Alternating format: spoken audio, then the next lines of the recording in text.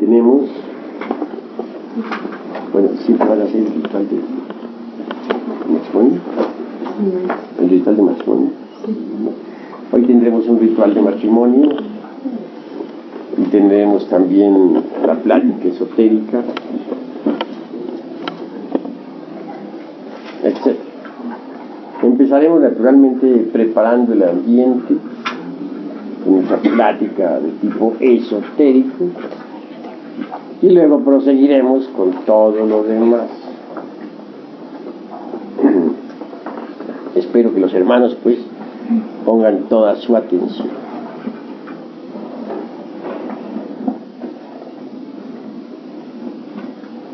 Es necesario comprender la necesidad de aprender a vivir.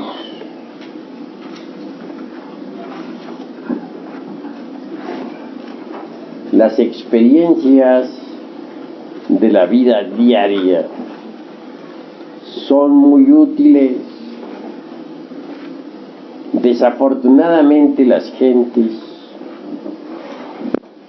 las repudian, las enjuician, las detestan, etc. Muchos se quejan de sí mismos y de los demás. Se asombra uno de ver cómo es que la gente subestima las experiencias. Nosotros debemos actuar a la inversa. Tomar las experiencias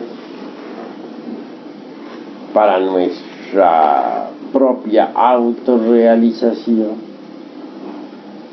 Ellas en sí mismas pueden ofrecernos material didáctico suficiente como para el desarrollo de la esencia, o en otras palabras, para el crecimiento anímico. Así pues, las experiencias resultan ciertamente magníficas en todo sentido.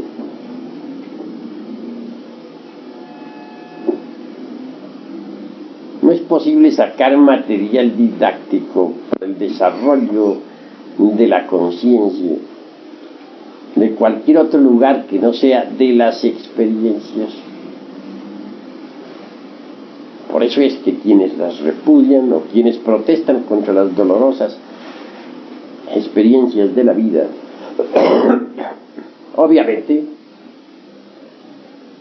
se privan de lo mejor, se privan precisamente de la fuente viva que puede conducirnos al robustecimiento de la vida anímica. Cuando uno toma las experiencias como material didáctico para su autorrealización, descubre sus propios defectos psicológicos, porque es en relación con la humanidad, es en relación con nuestros familiares,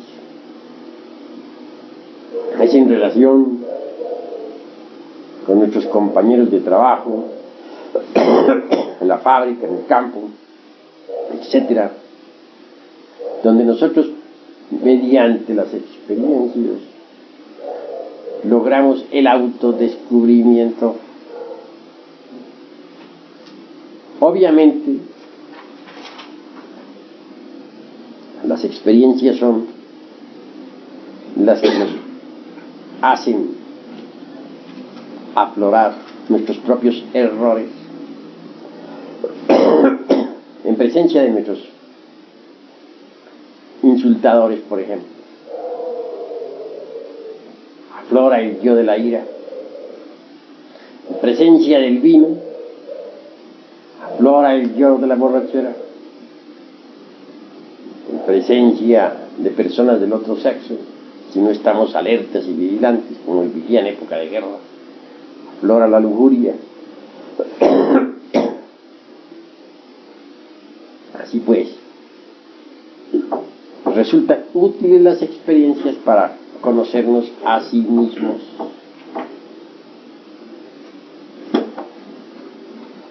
Obviamente lo principal es no identificarnos con ningún acontecimiento, con ningún evento, con ninguna circunstancia. Necesitamos aprender a ver los distintos eventos y circunstancias sin identificarnos con los mismos. Necesitamos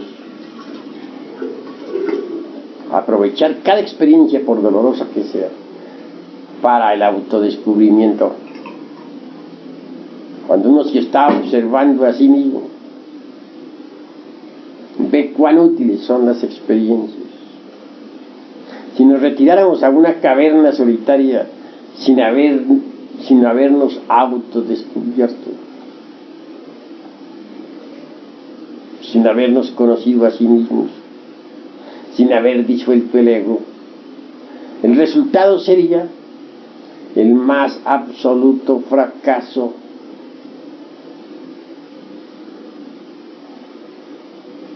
En los Himalayas,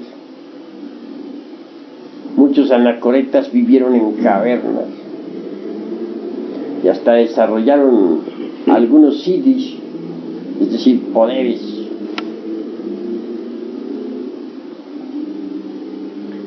Esos ermitaños, a base de rigurosas disciplinas esotéricas, consiguieron el samadhi,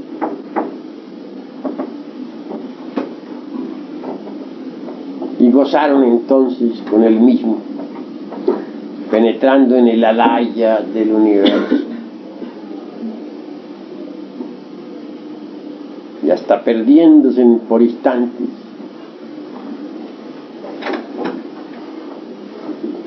en el supremo Parabrahma Hatma.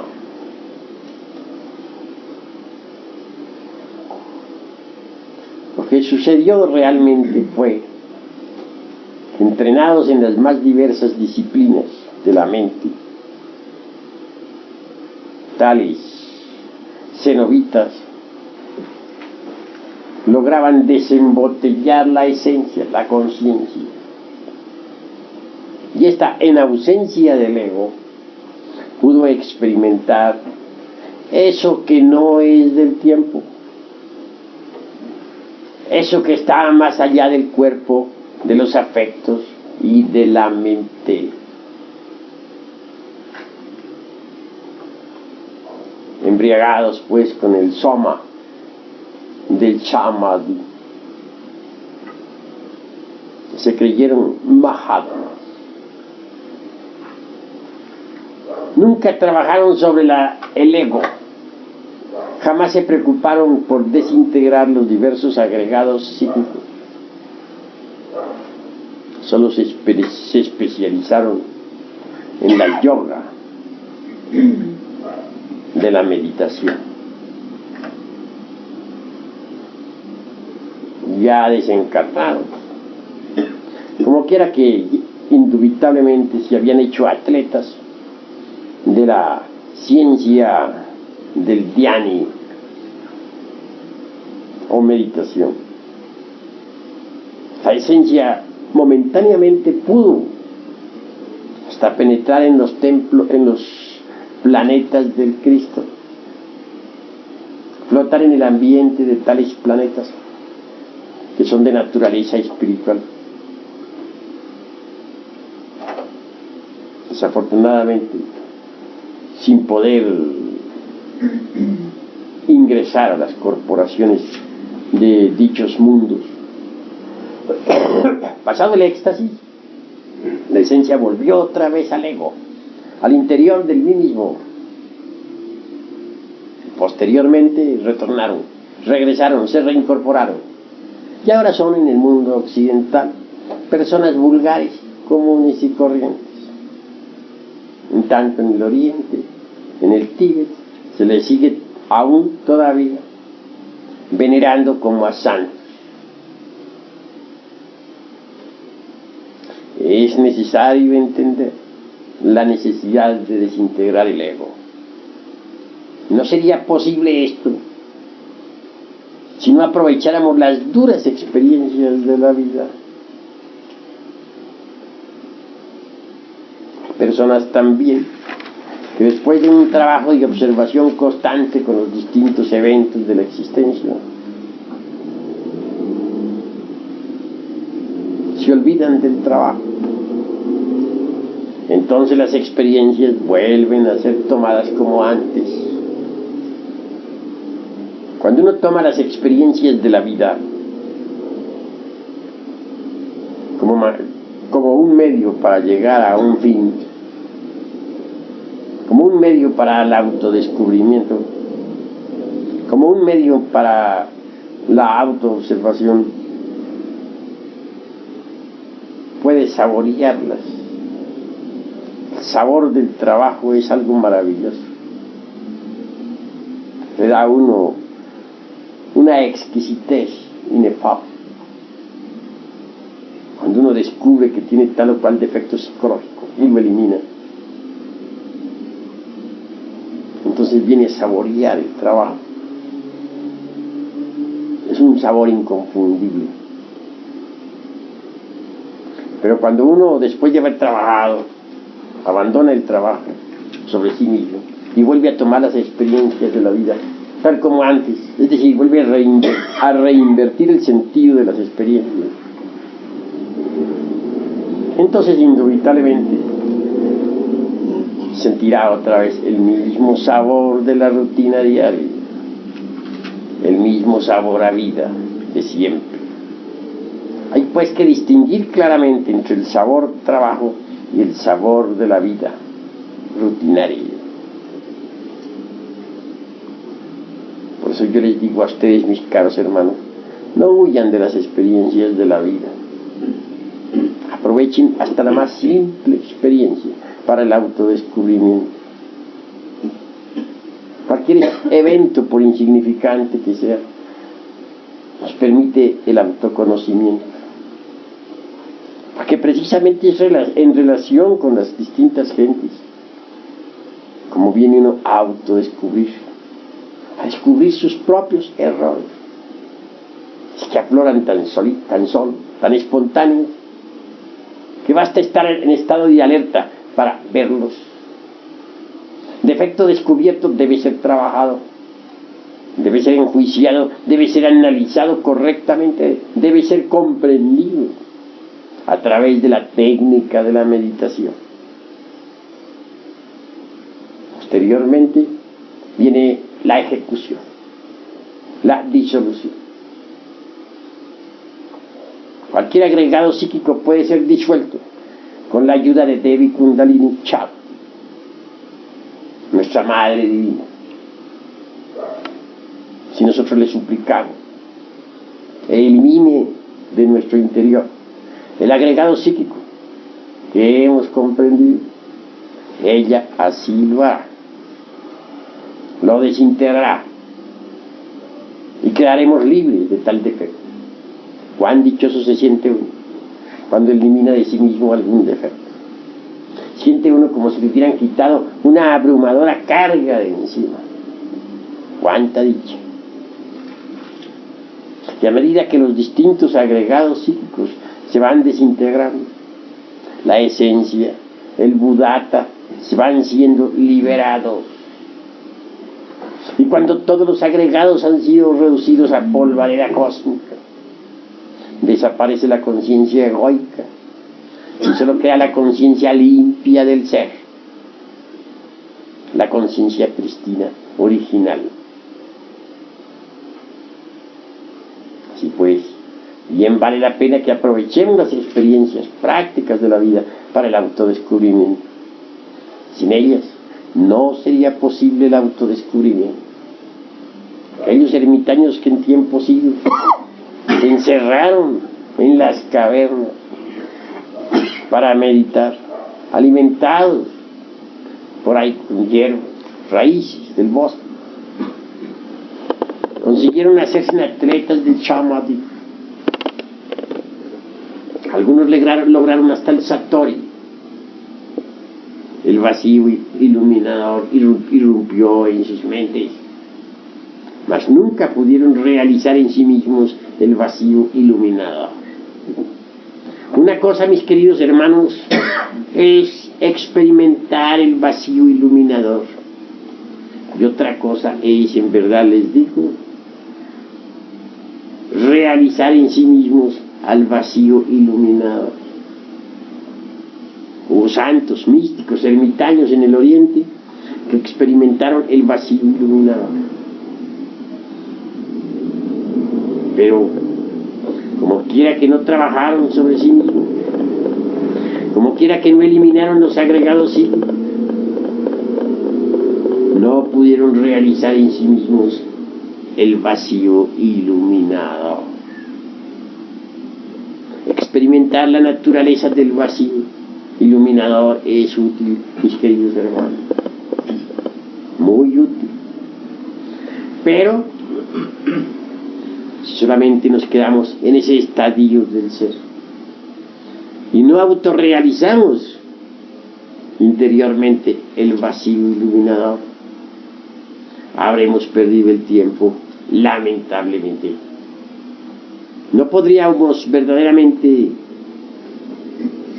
realizar en sí mismos el vacío iluminador si antes no trabajáramos desintegrando el ego, el mí mismo, el sí mismo.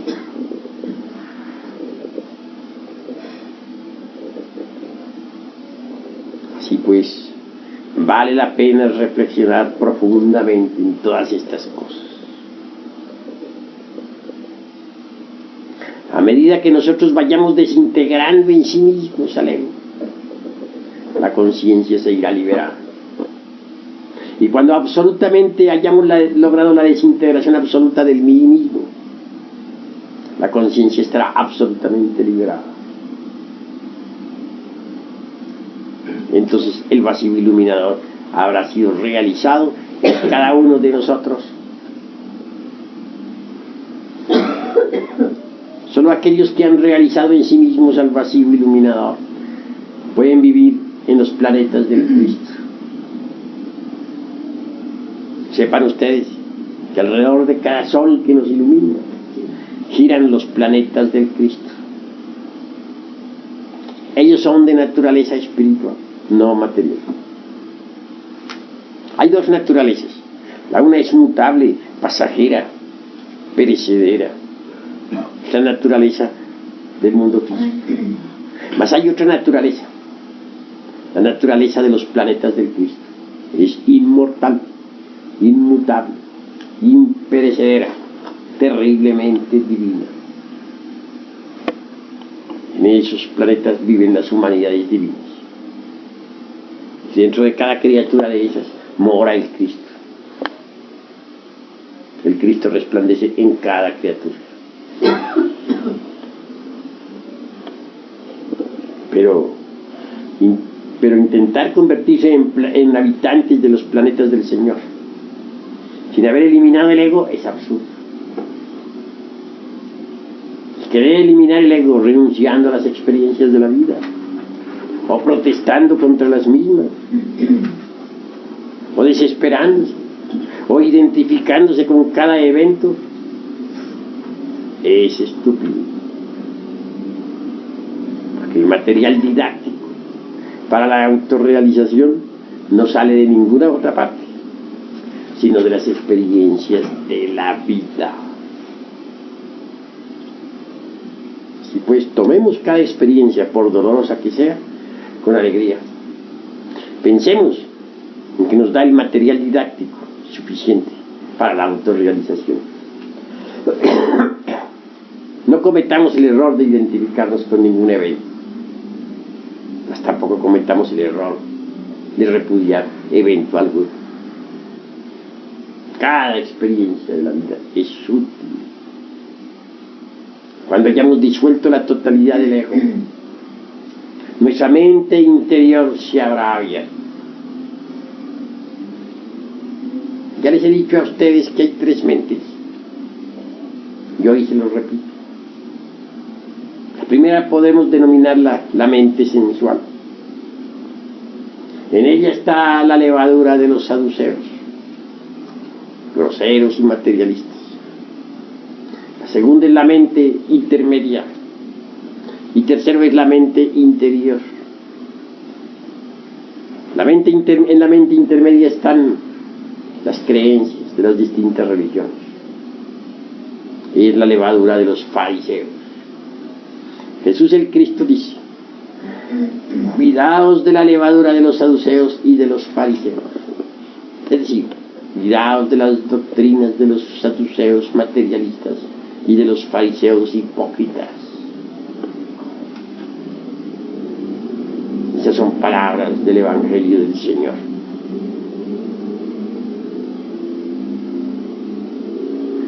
¿Qué puede saber la mente sensual sobre lo real, sobre la verdad? Nada. ¿Por qué? Porque ella elabora sus conceptos de contenido exclusivamente con los datos aportados por los 5 sentidos.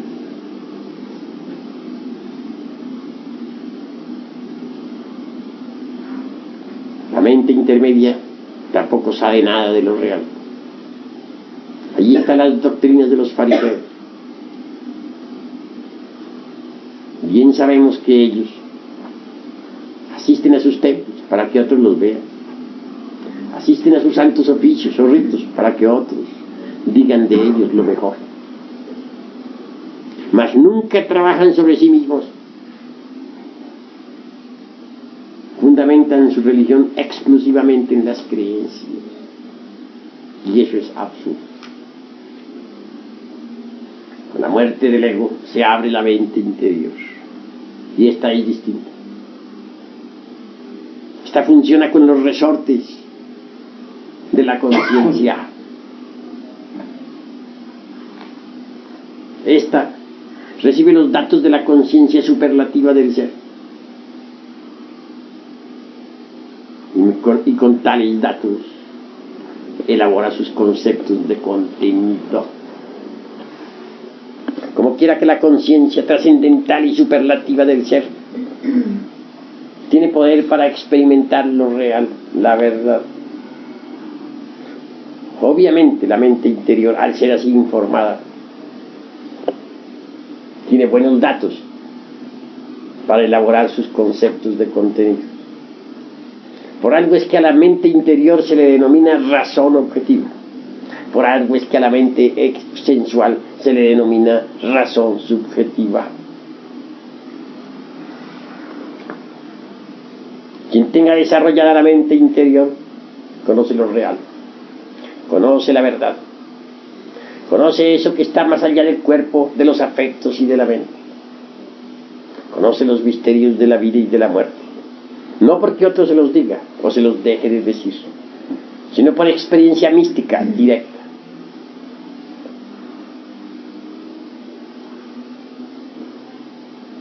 Quien tenga desarrollada la razón objetiva es un iluminado.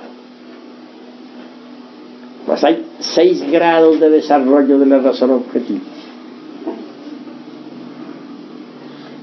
Estos 6 grados se conocen por los tridentes que existen en los cuernos. ¿A qué cuernos me estoy refiriendo? A los cuernos de plata de los hierofantes, a los cuernos de Lucifer. Este Lucifer no es otra cosa sino la reflexión del Logos en nosotros, la sombra del Señor, ubicada dentro de nosotros mismos, dentro de nuestro universo interior, para nuestro bien.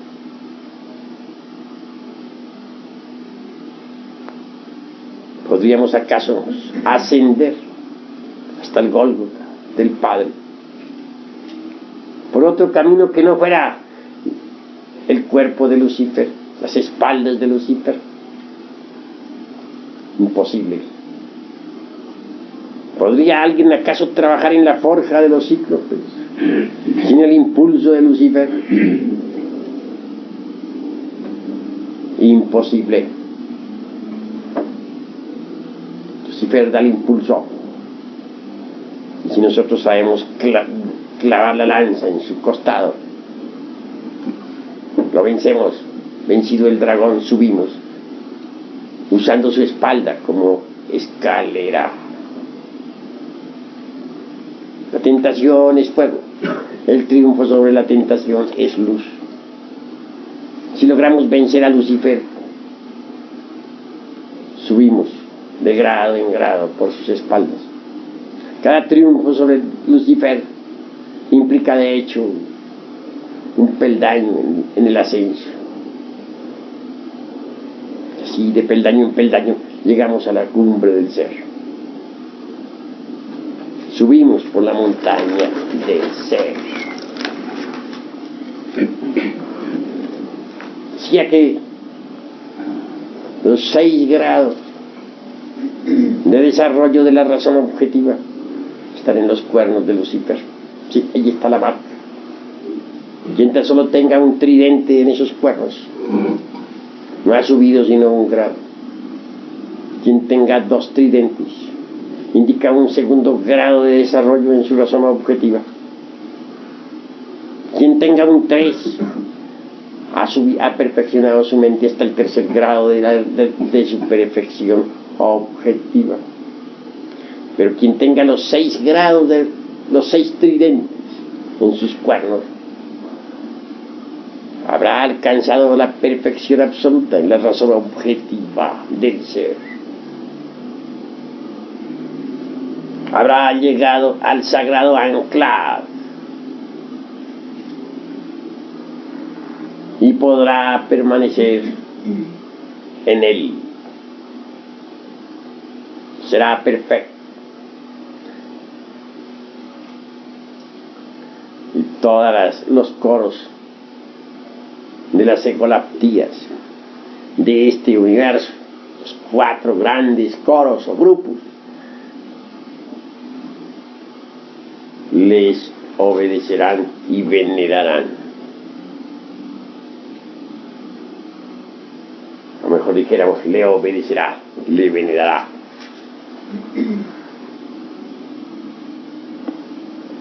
Tener los 6 grados de la razón objetiva es haber llegado a la absoluta iluminación, al conocimiento objetivo absoluto sin lagunas de los misterios de la vida y de la muerte, de los misterios del logos, de los misterios del abismo y del cielo. Se habrá abierto completamente su mente a lo real.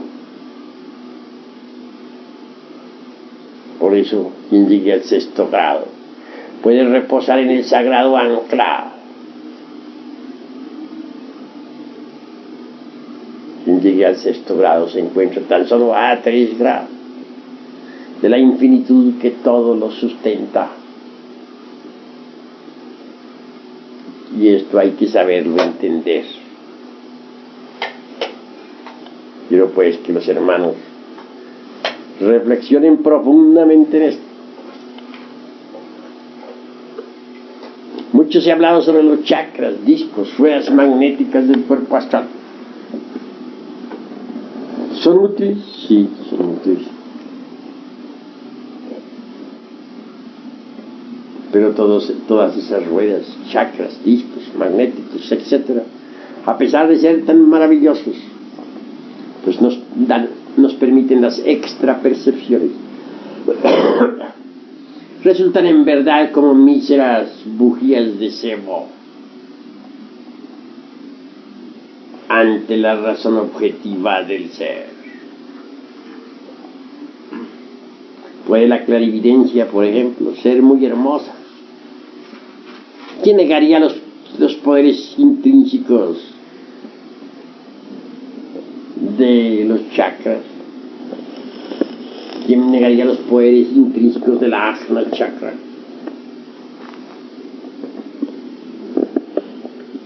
Mas ellos en sí mismos son como el fuego de un cerillo comparado con la luz del sol. Así son, si los comparamos con la iluminación que da la razón objetiva del ser.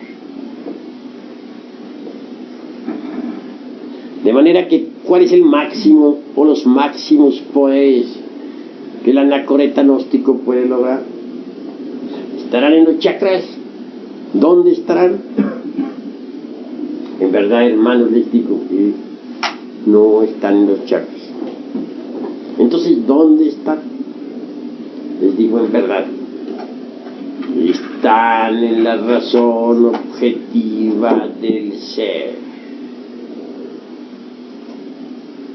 Mas para perfeccionar la razón objetiva del ser, se requiere la eliminación de los elementos subjetivos de las percepciones. O en otros términos, la eliminación de los diversos yoes.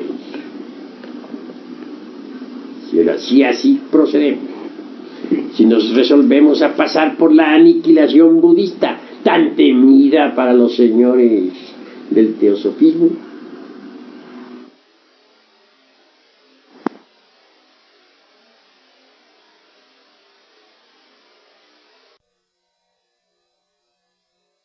podremos en verdad reposar en el sagrado anclado.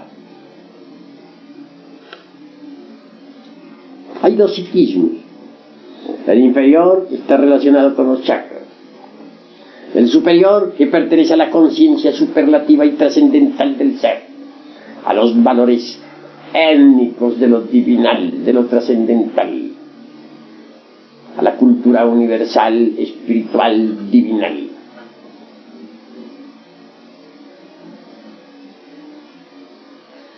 Que el psiquismo inferior no cumpla finalidades sería absurdo negar.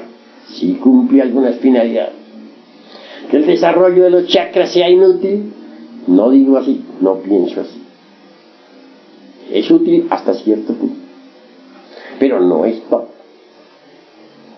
Cuando uno ha despertado conciencia y ha abierto en verdad la razón objetiva, y puede la razón objetiva o mente interior servir de instrumento a la conciencia, entonces la iluminación del ser es absoluta y supera a todos los chakras, pasa más allá de los chakras, entra en el terreno del superhombre, del Buda, del iluminado Buda. Quiero que los hermanos comprendan este aspecto intrínseco tan profundo.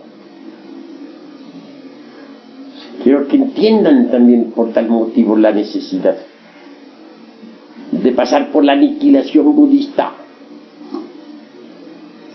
Si así lo hicieren, no les pesará. Abrirán su mente interior y llegarán a poseer la iluminación.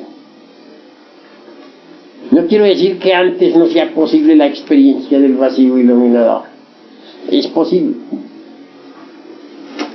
Como ya les he dicho a ustedes, una cosa es la experiencia del vacío iluminador y otra cosa es la realización íntima del vacío iluminador.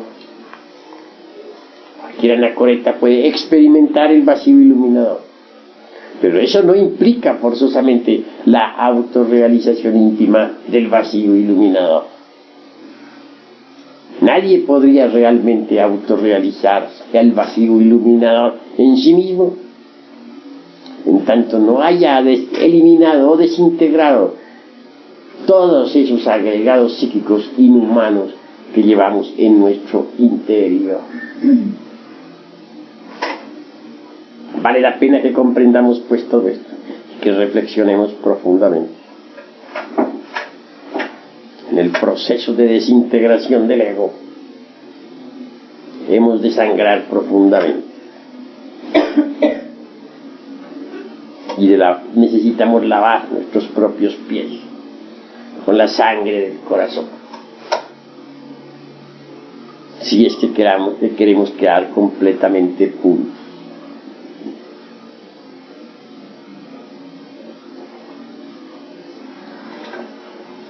La autorrealización íntima del ser es muy grave, gravísimo. Ha de pasar uno por torturas espantosas. Muchas veces tiene uno que renunciar a lo que más ha amado. Tiene uno siempre que estar dispuesto a perder lo más querido. Y repito, lavar sus pies en la sangre del corazón. Necesita uno convertirse en algo diferente, en algo distinto. Hasta la misma identidad personal ha de perderse. Esto quiere decir, un día habremos de buscar hasta nuestra misma identidad actual y ya no la hallaremos. Se habrá perdido para nosotros mismos, porque nosotros nos habremos convertido en algo diferente. Necesitamos volvernos distintos, diferentes, cambiar radicalmente. ¿Cómo podríamos cambiar totalmente si conserváramos nuestra actual identidad? En este camino, mis queridos hermanos, hay procesos dolorosos, muy dolorosos. El que quiere empezar con éxito debe empezar con algunos sacrificios físicos, disciplinarios. Yo empecé mi actual existencia caminándome a algunos países enteros a pie, sin 5 centavos entre la bolsa, durmiendo en las montañas, envuelto en mis propios trapos para desafiar la plaga, llegando a los pueblos sin dinero, o bien acostándome por ahí debajo de los aleros de las casas, cuando tenía tales techos o aleros, porque ahora las edificaciones se han vuelto tan crueles que si le cae a uno la lluvia no tiene más remedio que soportarla. Así es la crueldad de estos tiempos. Y no me pesa haber caminado sin dinero países enteros. No me pesa haber sufrido la tormenta y los huracanes. No me pesa haber llegado a pueblos donde nadie me conocía y sin un céntimo entre la bolsa. Así empecé. Y mucho que me sirvió. Yo empecé en una forma natural. Mi padre, que está en secreto, quiso que así empezara, y así empecé. A otros les ha tocado empezar así, porque su gurú así lo ha establecido para su vida. Conozco el caso de un gurú de ojos negros penetrantes y mostachos negros. Organizó sus discípulos para una caravana. Recorrió países enteros para llegar a Grecia.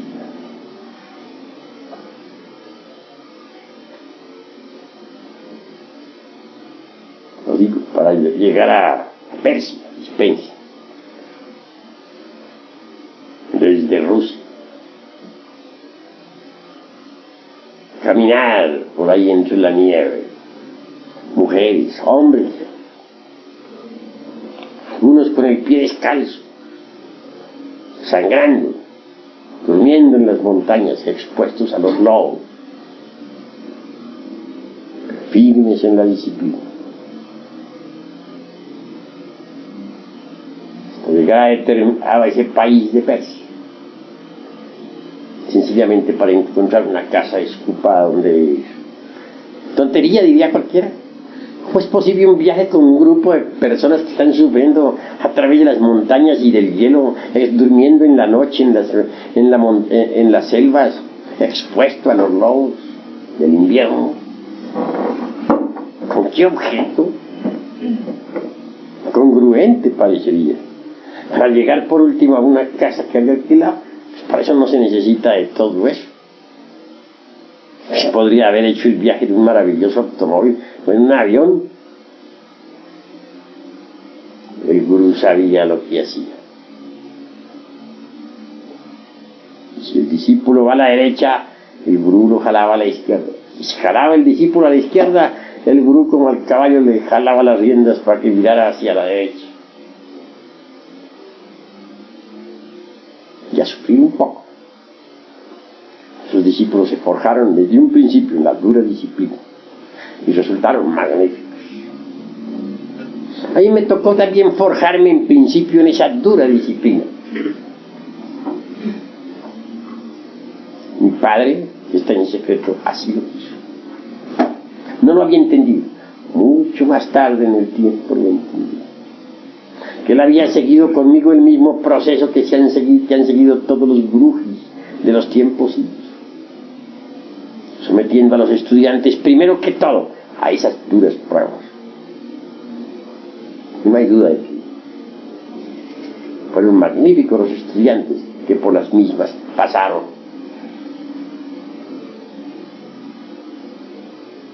Así, queridos hermanos, tiene uno que ir eliminando de sí mismo muchas pésimas costumbres, hábitos adquiridos que uno mismo ignora que los tiene, movimientos mecánicos sin sentido, etc. Tiene uno que hacerse consciente de todos sus gestos y actitudes y eliminar lo que no sirve. Todo esto requiere una observación muy rigurosa de sí mismo. En principio es conveniente esa dura disciplina de los viajes dolorosos y cruentos, de las torturas del camino, a fin de forjarse desde un principio como debe forjarse la lucha.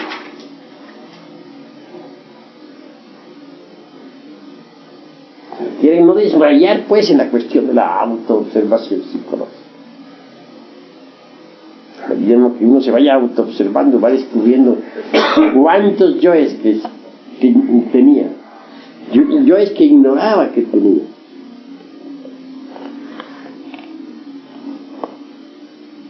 Uno se queda asombrado cuando se autodescubre. ¿Qué diríamos de un caballero honrado, sincero, trabajador, magnífico ciudadano, intachable, incapaz de quitarle un céntimo a nadie, que de pronto descubra que en el fondo de sí mismo posee unos cuantos yoes ladrones? Imposible, dirían cualquiera. Imposible. No, en esto no hay nada imposible. ¿Y qué diríamos de una dama honesta, magnífica esposa, virtuosa, entregada a su hogar, que de pronto autoexplorándose profundamente descubriese en el fondo de sí mismo toda una legión de yoes prostitutas?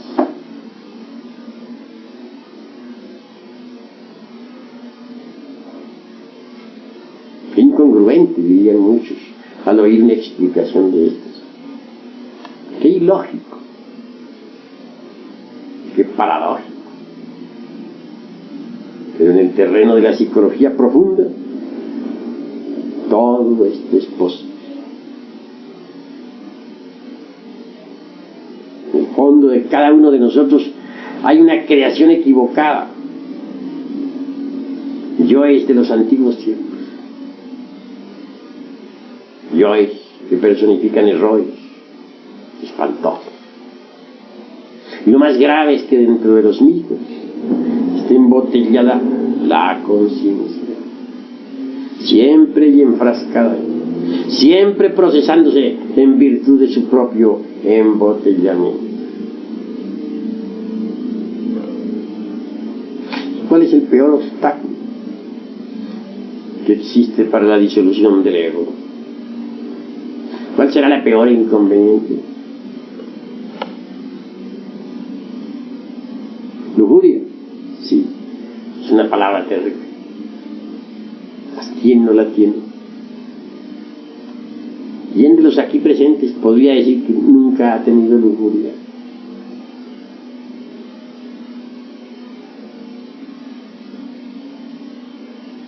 Cuán difícil es desarraigarla de sí misma. Cuando nosotros la analizamos cualquier yo de lujuria, venimos a evidenciar que se procesa en cada uno de los 3 cerebros en forma diferente. En el cerebro, dijéramos, puramente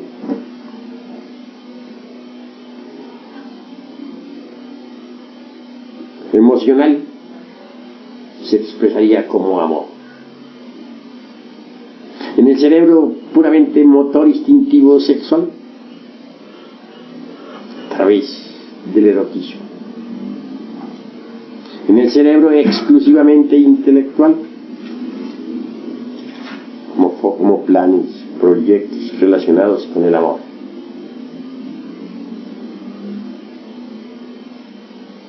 O con el ser que se ama o que se cree amar.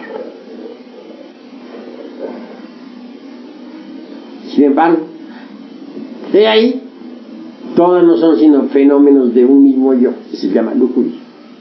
Pero vea cuán distinto se manifiesta en el cerebro intelectual, qué forma tan distinta, qué otra forma asume en el corazón, y por último, cuál es su modo operandi en el centro motor instintivo sexual. Repito, en el centro motor instintivo sexual como pasión animal. En el corazón la lujuria asume otra forma. Podríamos denominarla como amor. Y en el intelecto asume otra forma, como proyectos relacionados con ese amor, como recuerdos de ese amor. Y es que cada yo tiene sus 3 cerebros: el intelectual, el emocional y el motor instintivo sexual.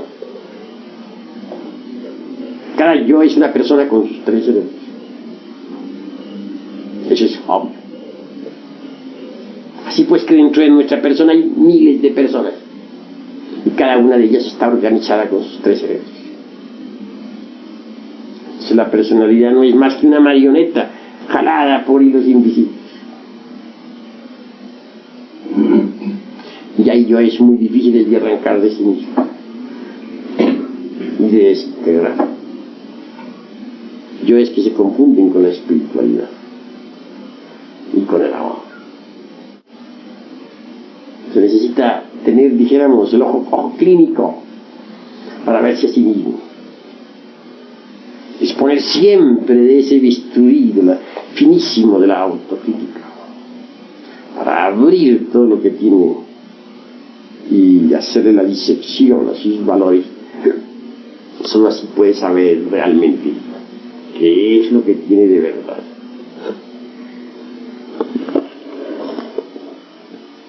Se necesita mucha observación, mis caros hermanos.